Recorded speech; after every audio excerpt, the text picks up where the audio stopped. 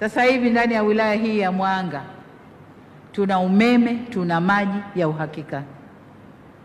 Umeme unakatika katika maeneo ya kaskazini huku, lakini serikali yenu inachukua hatua ya kununua umeme nje maalum kwa mikoa hii ya kaskazini, ili umeme upatikane masaa 24 muda wote bila kukatika katika.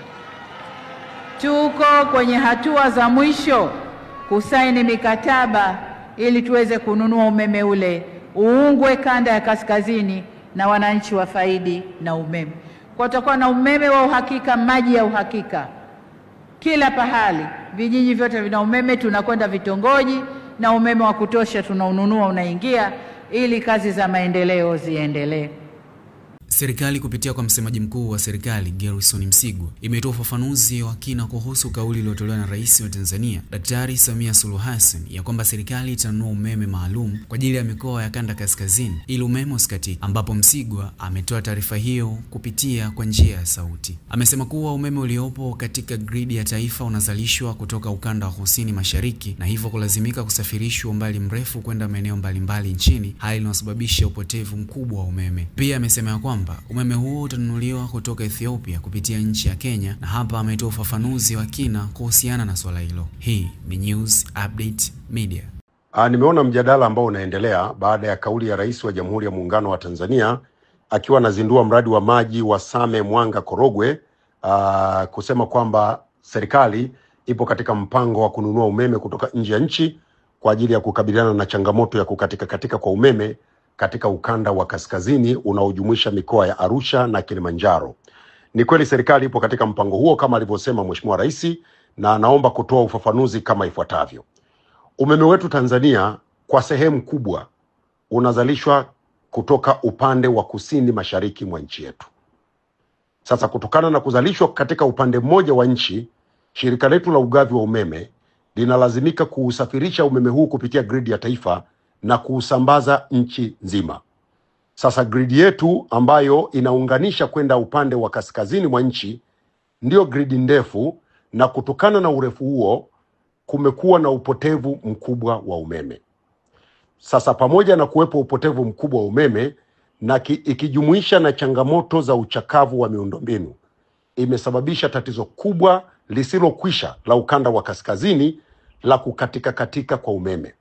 Wataalamu wetu wanasema pamoja na kusafirisha umeme mpaka kwenda huko, nchi yetu imekuwa ikitumia zaidi ya shilingi bilioni 32 kugharimia upotevu wa umeme unaotokana na kusafirisha umeme kutoka kwenye vyanzo vya uzalishaji hadi ukanda wa kaskazini. Sasa kutokana na hilo, sasa serikali katika kufanyia kazi changamoto hii imeamua kufanya uamuzi wa kununua umeme kutoka Ethiopia kupitia Kenya ili ukaimarishe gridi yetu ya taifa katika ukanda wa kaskazini. Na tunafanya hivi tukiwa tumezingatia mambo mengi. Kwanza, kukabiliana na changamoto hii ya kitaalamu, kwamba tukiendelea kutegemea kusafirisha umeme kutoka kusini mwa nchi mpaka kaskazini, kuna changamoto kubwa ya umeme kuendelea kuwa unakatika kutokana na changamoto za kiusafirishaji. Hiyo moja. Lakini pili, hasara tunayoipata kutokana na upotevu wa umeme. Sasa kwa nini tunafanya hivyo? Tunafanya hivi kwa sababu wataalamu wanatueleza kwamba tukiunganisha gridi yetu upande wa kaskazini na umeme unaotoka Ethiopia kupitia Kenya, tutakuwa tumepata umeme imara na tutawaondoa wenzetu wa Kilimanjaro na Arusha katika adha ya kukatika kwa umeme. Wengi watahoji kwa nini tunatumia pesa hizo nyingi. Hesabu zimefanyika. Nchi yetu ni mwanachama wa umoja wa gridi ya ukanda wa kaskazini mwa Afrika, ambako tuna makubaliano ya kuuziana umeme kwa gharama nafuu. Na umeme tunaoununua una gharama nafuu. Tena ni gharama nafuu zaidi hata baadhi ya vyanzo vyetu ambavyo kwa sasa vinazalisha umeme nchini kwetu. Kwa hiyo ni umeme ambao hautupi mzigo serikali. Zaidi unatupunguzia kwanza kadhia ya kukatika kwa umeme, lakini pili unatupunguzia kadhia ya upotevu mkubwa wa umeme unaosababisha upotevu wa zaidi ya shilingi bilioni 32 kila mwaka.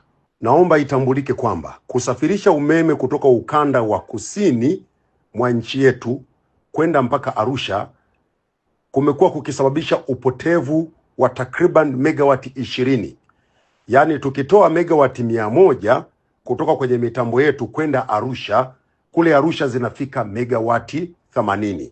Sasa wapo watu wanauliza kwa nini umeme utoke Ethiopia uwe nafuu na usiwe nafuu wa kutoka kusini mashariki mwa Tanzania. Ni hivi, sisi tunahesabu kutoka ilipo mita ya kutuletea megawati 100 ambayo ipo Namanga, Kenya, ambako ni mpakani mwa Tanzania na Kenya. Na sisi wenyewe tumeweka mita yetu ya megawati 100 tutakapoanza kuwauzia umeme wetu kwenda Kenya. Kwa hiyo haya mambo ni kubadilishana. Panakuwa jirani kwa sababu tunahesabu ilipo mita ya megawati 100 za kutuletea umeme Tanzania ambayo iko Namanga. Pale ni jirani zaidi kuliko huku kusini mwa Tanzania ambako tukitoa megawati 100 Arusha zinafika megawati 80. Sasa utaratibu huu wa kununua umeme sio tunaanza sasa, ni utaratibu ambao umekuwepo. Tunanunua umeme kwa ajili ya mkoa wetu wa Kagera kutoka Uganda, tumeunganisha, tunanunua. Lakini pia tunanunua umeme kwa ajili ya mkoa wetu wa Rukwa kutoka nchi jirani ya Zambia, na pia tunanunua umeme kutoka Kenya kwa ajili ya wenzetu wa Tanga. Kwa hiyo ni utaratibu ambao umekuwa ukitumika, na ni vizuri Watanzania wakajua kwamba kununua umeme katika maeneo ya jirani mwa nchi yetu inatusaidia pia kuwa na njia mbadala pale tunapokuwa na changamoto za grid yetu ya taifa, kwamba tunaweza tukaunganisha na umeme kutoka jirani na tukatatua changamoto zetu, ama wakati tunatatua changamoto zetu tukatumia umeme kutoka nchi za jirani. Na ni kwa kutambua hili, hata katika mkutano wa wakuu wa nchi wa Afrika uliofanyika hapa jijini Dar es Salaam, wakuu wa nchi za Afrika wamekubaliana kushirikiana katika usambazaji wa umeme. Wakuu wa nchi wamezungumza juu ya kuwepo soko moja la umeme barani Afrika. Manake nchi moja iwe inaweza kuiuzia nchi nyingine. Sisi nchi yetu tayari tuna njia ya umeme tumeijenga kwenda Kenya. Tunaweza kupeleka umeme Kenya kupitia kwenye njia yetu, lakini na Kenya nao wanaweza kutuletea sisi. Kwa changamoto tulionayo Arusha, tumeona tuuchukue umeme ambao unatoka Ethiopia. Na niwakumbushe watu, Ethiopia ndio nchi yenye umeme wa gharama nafuu zaidi. Wanazalisha umeme mwingi kupitia kwenye bwawa lao, takriban megawati 6,000. Sisi tunazungumza megawati 2,115 kutoka bwawa la Nyerere. Wenzetu wanazalisha megawati 6,000 kutoka kwenye mradi mmoja. Kwa hiyo wanausambaza, unapita Kenya, unakuja kwetu, tunautumia, na ni wa gharama nafuu. Tumelinda maslahi ya nchi, tuko makini kwenye hilo. Lakini jingine kubwa na muhimu ni kwamba tunaendelea pia kujenga njia za kwenda kwenye nchi za wenzetu. Tayari nchi majirani Rwanda na Burundi wameshaomba tuwe na mikataba ya kubadilishana umeme ama kuuziana umeme. Manake ni nini? Hii ni fursa. Tunaweza pia tukapata umeme kutoka sehemu moja na tukauuza sehemu nyingine, tukapata faida kama nchi.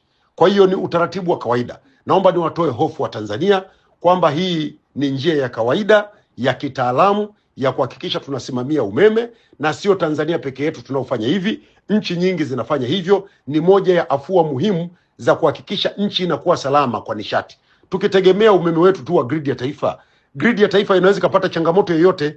Ikipata changamoto, mkiwa mna maunganisho hayo na nchi zingine na mnabadilishana umeme, inawasaidia kutatua changamoto. Nadhani limeeleweka vizuri, na tumshukuru sana Mheshimiwa Rais Dr. Samia Suluhu Hassan kwa nia yake thabiti ya kuhakikisha tunakuwa na umeme, sio tu umeme wa kutosha, bali umeme wa uhakika, na tunakuwa na njia mbalimbali za kukabiliana na changamoto za umeme. Asanteni sana.